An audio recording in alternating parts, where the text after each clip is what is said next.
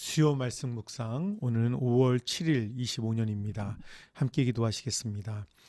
우리를 창조하시고 우리의 아버지 되시는 하나님 아버지, 지난 3일 동안도 주님의 은혜 가운데 살게 하여 주시고 오늘 5월의 첫 번째 수요일에 함께 주님 앞에 나올 수 있도록 저희를 불러주심을 인하여 감사합니다. 오늘 말씀을 통해 우리에게 주시는 말씀이 우리에게 들리게 하여 주시고 우리의 심령을 변화시키며 우리의 삶을 주님께 드리는 이 시간 되도록 인도하여 주시옵소서. 말씀을 통해 우리가 하나님과 더 교제하기를 원하고 그리하여 주님의 사람이 되어 하나님이 원하시는 가정 공동체, 교회 공동체로 우리를 변화시켜 주시옵소서. 예수님의 이름으로 기도합니다. 아멘. 오늘의 말씀은 사무엘상 19장 11절부터 24절까지의 말씀입니다. 같이 읽겠습니다. 사울이 다윗의 집으로 부하들을 보내어 그를 지키고 있다가 아침에 죽이라고 시켰다. 그러나 다윗의 아내 미갈이 그에게 당신은 오늘 밤에 피하지 않으면 내일 틀림없이 죽습니다 하고 경고하였다. 미갈이 다윗을 창문으로 내려보내니 다윗이 거기에서 달아나서 목숨을 건졌다. 한편 미갈은 집안에 있는 우상을 가져다가 침대에 누이고 그 머리에는 염소털로 짠 망을 씌우고 그 몸에는 옷을 입혔다.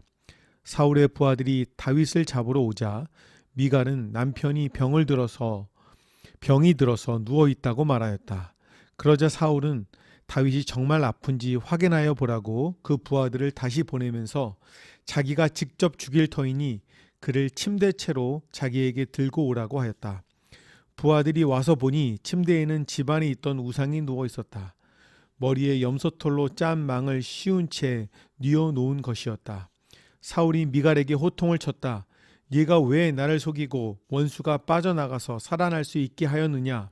그러자 미갈은 다윗을 빠져나가지 못하게 하였다가는 다윗이 자기를 죽였을 것이라고 사울에게 대답하였다. 다윗은 그렇게 달아나서 살아난 다음에 라마로 사무엘을 찾아가서 그동안 사울이 자기에게 한 일을 모두 이야기하였다.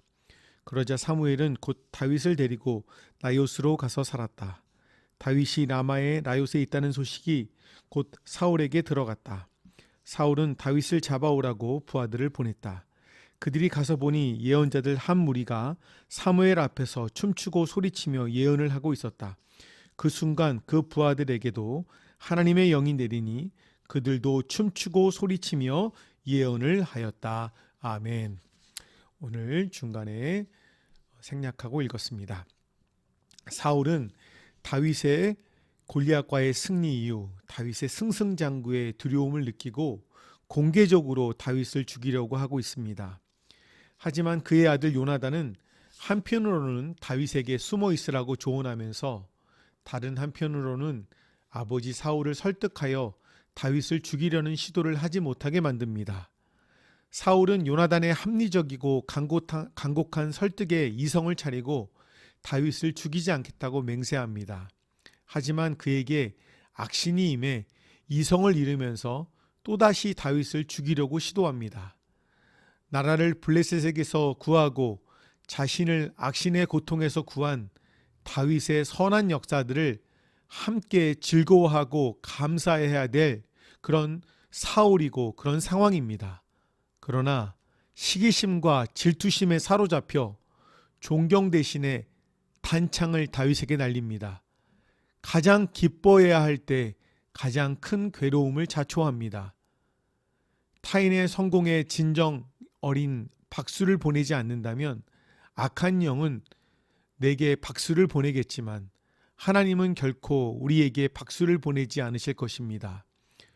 누군가를 모욕하고 무너뜨리고서야 내가 세워지거나 승자가 모든 것을 독차지하는 것은 진정한 승리가 아닙니다.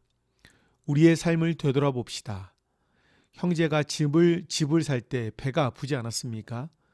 이웃의 자녀가 좋은 짝을 만났을 때 어떠한 마음이 드셨습니까? 우리 함께하는 교우의 손주가 좋은 대학에 입학했다는 소식에 질투가 나질 않았나요? 진정한 사랑은 남의 기쁨에 진정으로 함께 기뻐하는 것입니다.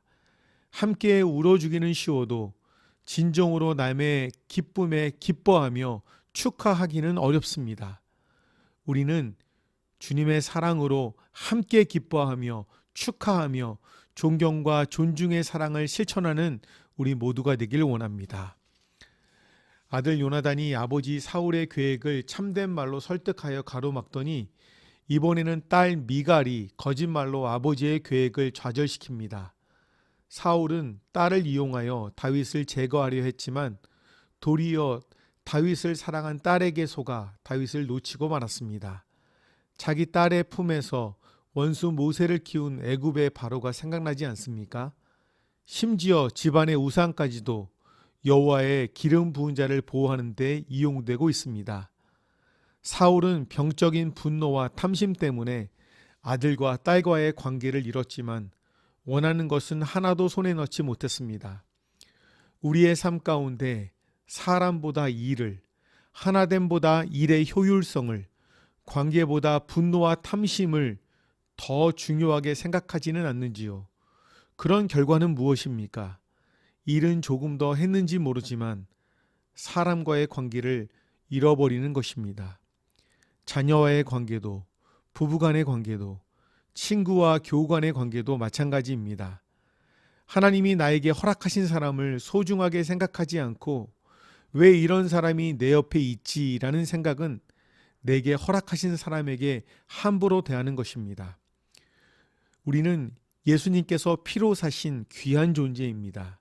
또한 내게 허락하신 사람들도 주님의 피값으로 사신 소중한 존재임을 알고 사랑으로 대해야 합니다. 그것이 주님의 뜻입니다. 하나님의 영이 임하자 사울은 하루 밤낮을 옷을 벗고 사무엘 앞에서 예언하였습니다. 키가 크고 준수하고 겸손하고 용맹했던 사울이 이젠 자기 자신도 가누지 못한 채 부끄러운 모습으로 누워 있습니다. 하나님의 신에 붙들려 이스라엘의 지도자로 시작한 삶이 하나님의 신에 의해 권력도 권위도 명예도 다 잃어서 수치 가운데 끝나가고 있습니다. 우리는 인생을 어떻게 마무리하기 원하십니까? 우리의 신앙생활이 어떻게 끝나기를 원하십니까? 우리의 관계가 어떻게 기억되기를 원하십니까? 우리의 교회 생활이 어떻게 평가되기를 원하십니까? 시작도 중요하지만 끝맺음은 더욱 더 중요합니다. 우리의 마무리가 주님께 영광 돌리며 교회에 덕을 세우고 이웃과 자녀에게 본이 되는 인생 되길 주님의 이름으로 축복합니다. 하나님은 인간의 지혜로 상상할 수 없는 방법으로 자신이 택한 왕 다윗을 지켜내십니다. 다윗은 갑자기 이스라엘의 왕이 된 것이 아닙니다. 이런 치밀한 하나님의 섭리와 인도의 결과로 이스라엘의 왕이 된 것입니다. 오늘 우리가 있게 하신 하나님의 준비와 인도하심을 생각하며 하나님께 감사와 영광을 돌리는 우리가 되기를 원합니다. 함께 기도하시겠습니다. 사랑의 하나님, 우리가 형제의 기쁨에 진심으로 동참하여 기뻐하며 축하하는 복된 마음을 가질 수 있도록 인도하여 주시길 원합니다. 우리의 마음에 시기와 질투가 없게 하시고 사랑의 마음으로 채워지기를 기도합니다. 우리가 성과보다 일보다 하나님이 우리에게 허락하신 그 한 사람을 더 소중히 여기도록 인도하여 주시길 원합니다. 우리의 마무리가 시작보다 더 좋게 하시고 우리의 마무리로 하나님께 영광 돌리고 교회에는 덕을 세우고 자녀와 이웃에게는 본이 되는 인생 살도록 인도하여 주시옵소서.